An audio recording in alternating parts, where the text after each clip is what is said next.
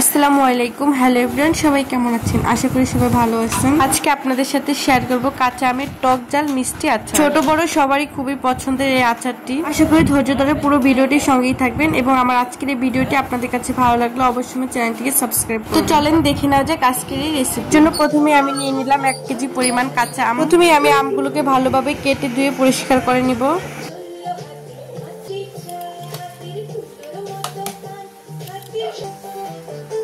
এই তো আমগুলো আমি কেটে ধুয়ে পরিষ্কার করে নিয়ে এসেছি। আজকে আমি এই আচারটাকে রোদে শুকিয়ে বানাবো। আপনারা চাইলে রোদে না শুকিয়ে বানাতে পারেন, কিন্তু রোদে শুকিয়ে নিলে আচারটা দীর্ঘদিন ধরে ভালো থাকে। এগুলোকে রোদে দেওয়ার আগে আমি প্রথমে আমগুলোতে দিয়ে দেবো 1 চামচ পরিমাণ হলুদের গুঁড়ো এবং 1 চামচ পরিমাণ মরিচের গুঁড়ো। আরো দিয়ে দেবো আমের পরিমাণ বুঝে স্বাদ মতো লবণ। এগুলোকে আমি একদিন রোদে শুকিয়ে নিয়েছি যাতে আমের গায়ে কোনো পানি না থাকে। এরপর আমি চলে আসলাম আচার বানানোর মূল রেসিপিতে। জন্য আমি প্রথমে কড়াইতে দিয়ে দিলাম 3 টেবিল চামচ পরিমাণ কাসুন্দি। আপনারা চাইলে এখানে সরিষা বাটাও দিতে পারেন। দিলাম 2 কাপ পরিমাণ সরিষার তেল, দিলাম 1 টেবিল চামচ পরিমাণ রসুন বাটা, 1 চামচ আদা বাটা। এরপর এই সব মশলাগুলোকে ভালোভাবে তেলের ভিতর কিছুক্ষণ ভেজে নিব। মশলাগুলো ভালোভাবে ভেজে না হয়ে গেলে এরপর এখানে দিয়ে দিব রোদে শুকানো আমগুলো দিয়ে তেলের সাথে আমগুলোকে ভালোভাবে মিশিয়ে নিব।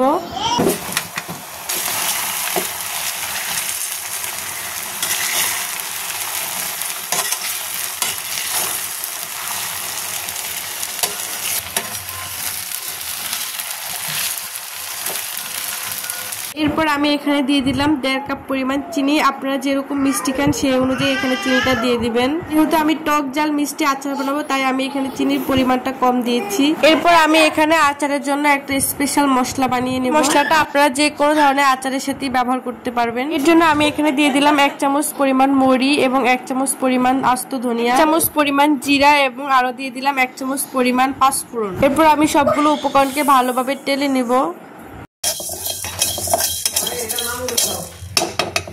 এরপর এখানে আমি আরো আস্ত কয়েকটা শুকনো মরিচ টেলে নেব।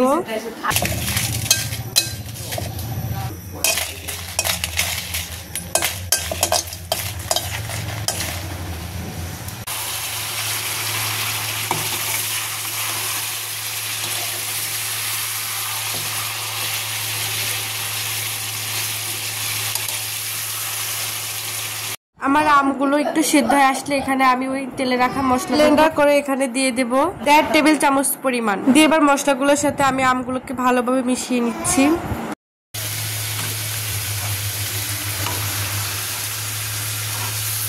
এই তো আমার আজকের এই আচারটা তৈরি হয়ে গেল। আপনাদের কাছে আমার আজকের রেসিপিটা কেমন লেগেছে অবশ্যই কিন্তু কমেন্ট করে জানাবেন। ভালো লাগলে সাবস্ক্রাইব করে আমার চ্যানেলের পাশেই থাকবেন। Thanks for watching this video. আল্লাহ হাফেজ।